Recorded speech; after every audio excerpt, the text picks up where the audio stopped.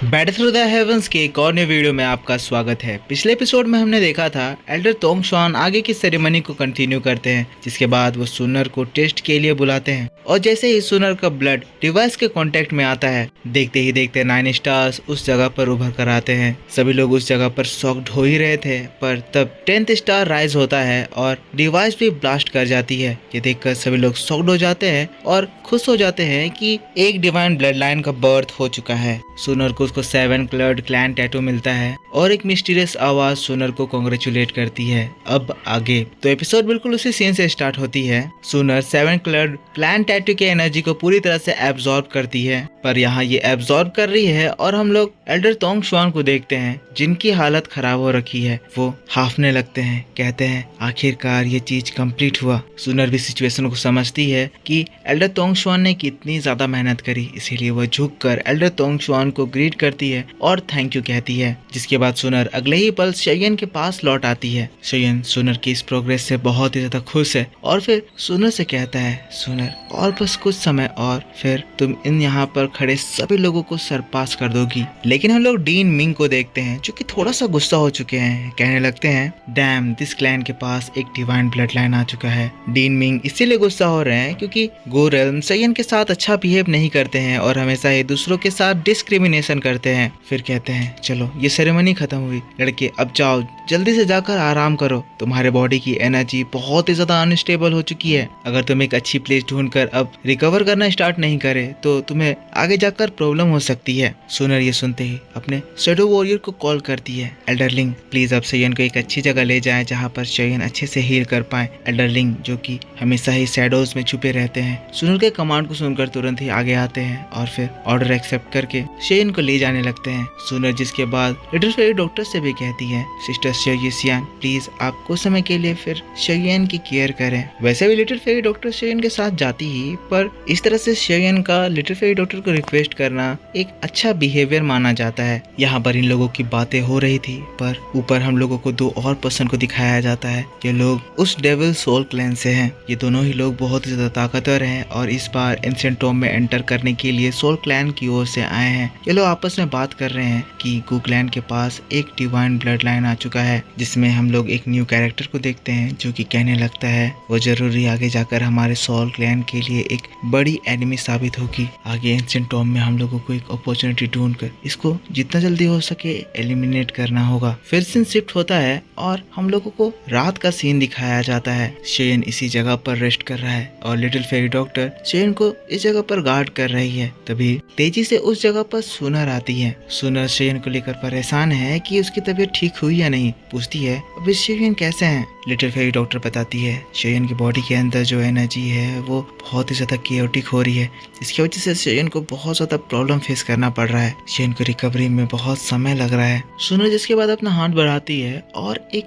Medicine बाहर निकालती है। कहती है, इसमें जो मेडिसिन है वो शेयन की एनर्जी को स्टेबलाइज करने में मदद करेगा। प्लीज मेरी ओर से शेयन को ये चीज दे दीजिएगा। लिटिल फेरी डॉक्टर कहती है, पर तुम ही क्यों ये चीज को शेयन को खुद से क्यों नहीं दे देती? तब सुनर कहती है, परसों के दिन से हेवनली टॉम खुलने वाला है और आज की वो रात है जब हमारे एंशिएंट क्लैन के एल्डर्स ये चीज फाइनलाइज करेंगे कि एंशिएंट टॉम में कौन एंटर करेगा। मुझे डर है कहीं ये लोग कोई प्लान चलकर शेयन को वहां एंटर करने से रोकने की कोशिश करेंगे या तो फिर शेयन को हार्म करने की कोशिश करेंगे। मुझे उन लोगों पर नजर रखनी होगी। लिटिल फेरी डॉक्टर बात को समझती है, जिसके बाद कहती है, सुनर तुम चिंता मत करो, आराम से जाओ, मैं शेयन की देखभाल करूंगी। जिसके बाद सुनर शेयन की ओर देखते हुए कहती है, मैं मेक श्योर करूंगी कि इस बार शाओ क्लैन हेवनली टॉम में जाए और शेयन उसको रिप्रेजेंट करे। जिसके बाद सीन शिफ्ट होता है और हम लोगों को गो रेल्म के मेन हॉल को दिखाया जाता है, जहां पर सारे एल्डर्स हेवनली टॉम में एंटर करने वाले कैंडिडेट्स को फाइनलाइज कर रहे थे। हम लोग एल्डर तोंग शुआन को देखते हैं जो कि कहते हैं 8 एंशिएंट क्लैन में से हेवनली क्लैन में एंटर करने के लिए 2 लोगों को फाइनलाइज किया जाता है, क्योंकि वहां एंटर करने के लिए सभी क्लैन के लिए 2 स्पॉट्स रखे जाते हैं। क्योंकि इस बार स्पिरिट क्लैन से एंशिएंट टॉम में एंटर करने के लिए कोई कैंडिडेट्स नहीं भेजे गए हैं, इसीलिए रूल्स के अकॉर्डिंग वो 2 स्पॉट्स भी हमारे गो रेल्म को मिल जाते हैं। पर फिर एक एल्डर कहता है, पर पर हमारे क्लैन से 6 लोग हैं जो कि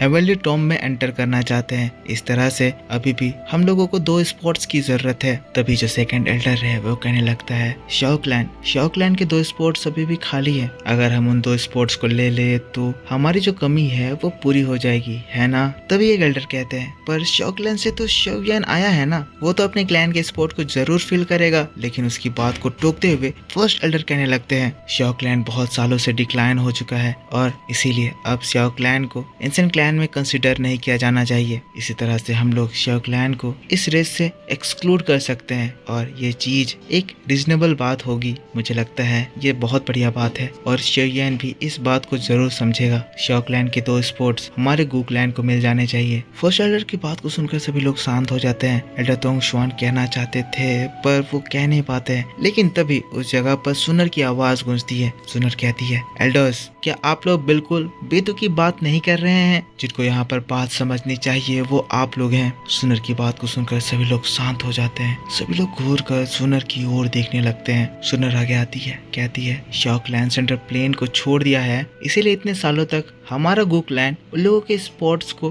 बेधड़क होकर इस्तेमाल कर रहा था। पर अब जब शाओ क्लैन का एक मेंबर इस जगह पर आ चुका है तो अब आप लोग ये कह रहे हैं कि आप शाओ क्लैन के स्पॉट को उन्हें रिटर्न नहीं करेंगे। क्या ये चीज न्याय के हद से पार नहीं हो रही है? सुनर की बात को सुनकर एल्डर्स का मुंह बंद हो जाता है। वो लोग मुंह छुपाने लगते हैं। ये लोग यहाँ पर कम्प्लीटली चोरी कर रहे थे और इसीलिए अब ये लोग सुनर से नजर भी नहीं मिला पा रहे हैं। पर कुछ ढीठ एल्डर जो कि बिल्कुल ही बेशरम है कहने लगते हैं सुनर, तुम हमारे एंशिएंट क्लैन की मेंबर हो, तुम्हें अपने क्लैन के इंटरेस्ट के बारे में सोचना चाहिए, ना कि दूसरे क्लैन के इंटरेस्ट के बारे में। सुनर गुस्साते हुए कहती है एल्डर गुशान, मैं एक एंशिएंट क्लैन की मेंबर हूँ, इसीलिए हमारे क्लैन के प्रिंसिपल्स के बारे में मैं बहुत ही अच्छे से जानती हूँ। हमारा एंशिएंट क्लैन शाओ क्लैन के स्पोर्ट्स को बहुत सालों से लगातार यूज करता आ रहा है। इस तरह से तो हमें शाओ क्लैन को एक फेवर ओ करना चाहिए था, पर उन्हें फेवर देने के बजाय हम जब शाओ क्लैन के लोग यहाँ पर आए हुए हैं तब उनकी आंखों के सामने हम उनका अधिकार छीन रहे हैं, उन्हें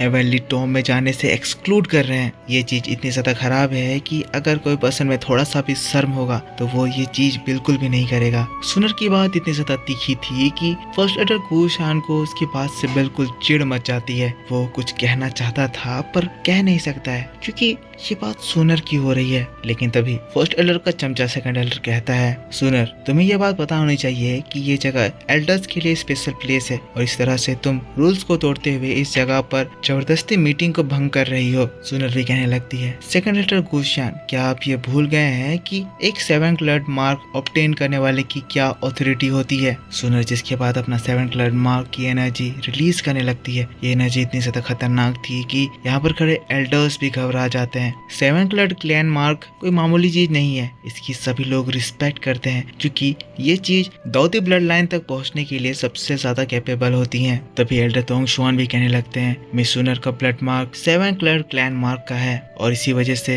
जो मिस सुनर की ऑथोरिटी है वो यहाँ पर खड़े बहुत लोगों के स्टेटस से ऊपर उठ जाती है। तो ठीक है, सुनर जो कह रही है वो बात बहुत ही ज्यादा रीजनेबल है और हम इनकी बात को कंसिडर कर सकते हैं। हमारे एंशिएंट क्लैन गू क्लैन शाओ क्लैन के स्पोर्ट्स को बहुत सालों से ऑक्यूपाई करके रखा हुआ है और इसीलिए अब समय आ गया है कि हम लोग उनके स्पॉट को उन्हें दोबारा रिटर्न करें। एल्डर तोंगशुआन कहते हैं तो सभी लोग शांत हो जाते हैं। कोई भी तोंगशुआन की बात को अपोज नहीं करता है। तोंगशुआन भी जिसके बाद कहते हैं ठीक है, अगर किसी को कोई ऑब्जेक्शन नहीं है तो ये बात तय हो जाती है। सुनर शोयन को जाकर कह दो कि तैयारी कर ले। इस बार शाओ क्लैन की ओर से शोयन हेवनली टॉम में एंटर करने वाला है। सुनर हाँ में सिर लाती है जिसके बाद बाकी के एल्डर्स से कहती है एल्डर्स एक्सक्यूज मी और एटीट्यूड में वहां से जाने लगती है। सभी एल्डर्स का मुंह बन जाता है। सुनर जब चली जाती है तो फिर फर्स्ट एल्डर तोंगशुआन से कहते हैं एल्डर तोंगशुआन, हेवनली टॉम में जो शाओ का टॉम्ब है क्या उस जगह पर अभी तक हमारे क्लैन के कोई लोग